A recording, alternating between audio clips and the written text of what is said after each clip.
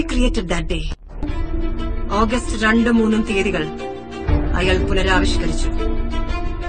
3-ാം തീയതി രാവിലെ ജോർജ് കുട്ടി വരുണിന്റെ കാറുമായി തൊടുപുഴയിലേക്ക് പോയി.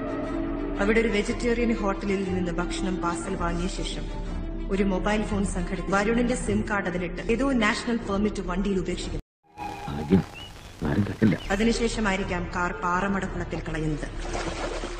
പിന്നീട് ഒരു റെസ്റ്റോറന്റിൽ ചെന്ന് ആരുടെയും ശ്രദ്ധയിൽപ്പെടാതെ 4 ബിരിയാണിയുടെ ബില്ല് സംഘടിപ്പിക്കുന്നു. അന്നേ ദിവസം തന്നെ തൊടുപുഴയിലെ ഒരു തിയേറ്ററിൽ നിന്നും മാറ്റിനിക്ക് 4 ടിക്കറ്റുകൾ എടുക്കുന്നു. പിന്നീട് KSRTC ബസ്സിൽ കയറി 4 ടിക്കറ്റുകൾ എടുത്ത് അയാൾ നാട്ടിലേക്ക് മടങ്ങുന്നു. രാത്രി ഓഫീസിൽ ചെന്ന് നാളെ ധ്യാനത്തിന് പോവുകയാണെന്ന് മോനിച്ചനെ പറഞ്ഞു ധരിപ്പിക്കുന്നു. പിറ്റേന്ന് 4-ാം തീയതി കുടുംബസമേതം മുരളിയുടെ ബസ്സിൽ കയറി അവർ ധ്യാനത്തിന് പോവുകയാണെന്ന് മുരളിയെ ബോധ്യപ്പെടുത്തുന്നു. രാവിലെ 9 മണിക്ക് പാറേപ്പള്ളി എത്തിയവർ വൈകുന്നേരം വരെ അവിടെ ചെലവഴിക്കുന്നു. അതിനിടയിലായിരിക്കണം ധ്യാനത്തിന്റെ സിഡിയെക്കുറിച്ച് അറിയുന്നതും മറ്റാരുടെയോ പേരിൽ CD ബുക്ക് ചെയ്യുന്നതും. വൈകിട്ട് ലോഡ്ജിലെത്തിയ ജോർജ് കുട്ടിയും കുടുംബവും കുറച്ചു നേരത്തേക്ക് മാനേജർ അവിടെ നിന്നും ഒഴിവാക്കിയ ശേഷം 2-ാം തീയതിയിൽ ജോർജ് കുട്ടിയുടെ പേര് എഴുതി ചേർക്കുന്നു. പിന്നീട് 4-ാം തീയതിയിൽ കയ്യക്ഷരം മാറ്റി എഴുതി ഏതോ കള്ളപ്പേരിൽ മുറിയെടുക്കുന്നു. രാത്രി തട്ടുകടയിൽ നിന്നും ഭക്ഷണം കഴിച്ച് പിറ്റേന്ന് രാവിലെ ജോർജ് കുട്ടി 3-ാം തീയതി പാർസൽ വാങ്ങിയ അതേ വെജിറ്റേറിയൻ ഹോട്ടലിൽ നിന്നും പാർസൽ വാങ്ങിപ്പിക്കുന്നു. ലോഡ്ജിൽ നിന്നും ചെക്ക്ഔട്ട് ചെയ്ത ശേഷം റെസ്റ്റോറന്റിൽ നിന്നും ബിരിയാണി കഴിച്ച് ഉടമയുമായി സൌഹൃദം സ്ഥാപിക്കുന്നു. പിന്നീട് തിയേറ്ററിൽ സിനിമയ്ക്ക് കയറി പ്രൊജക്ടർ ഓപ്പറേറ്ററെയും പരിചയപ്പെടുന്നു. വൈകുന്നേരം നാട്ടിലേക്കുള്ള അതേ ബസ്സിൽ കയറി കണ്ടക്ടറുമായി പരിചയപ്പെടുവാനുള്ള സാഹചര്യം സൃഷ്ടിക്കുന്നു. വീട്ടിലെത്തിയ ശേഷം പിന്നീട് എപ്പോഴോ ഫാദർ കാച്ചിരപ്പള്ളിയുടെ ധ്യാനത്തിന്റെ CD കുടുംബസമേതം കാണുന്നു. 5-ാം തീയതിയിലെ ബില്ലുകളെല്ലാം ഉപേക്ഷിച്ച് പകരം 3-ാം തീയതി അയാൾ കളക്ട് ചെയ്ത ബില്ലുകളാണ് നമ്മളെ കാണിച്ചത്.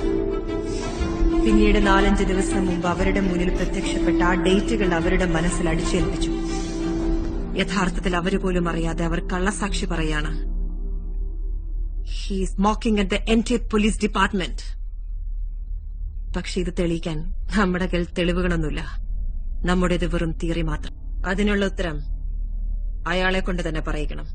സദേവൻ, എനിക്കിതിന്റെ സത്യം അറിയണം. മനസ്സിലായല്ലോ? നഷ്ടപ്പെട്ട വർഷങ്ങൾ നിങ്ങളുടെ നിയമത്തിന് തിരിച്ചു തരാൻ കഴിയുമോ? Anwar, I think you were right. We have a serial killer. പോലീസുകാരെ ടാർഗറ്റ് ചെയ്യുന്ന ഒരു killer.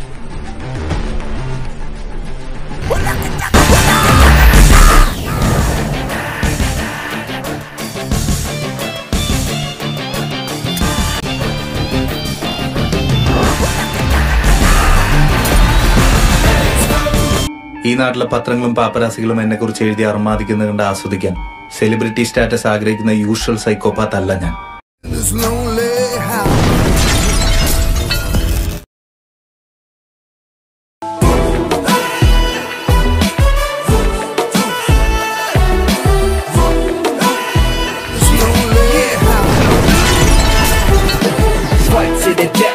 Nothing but a test for my brother and for my loved ones.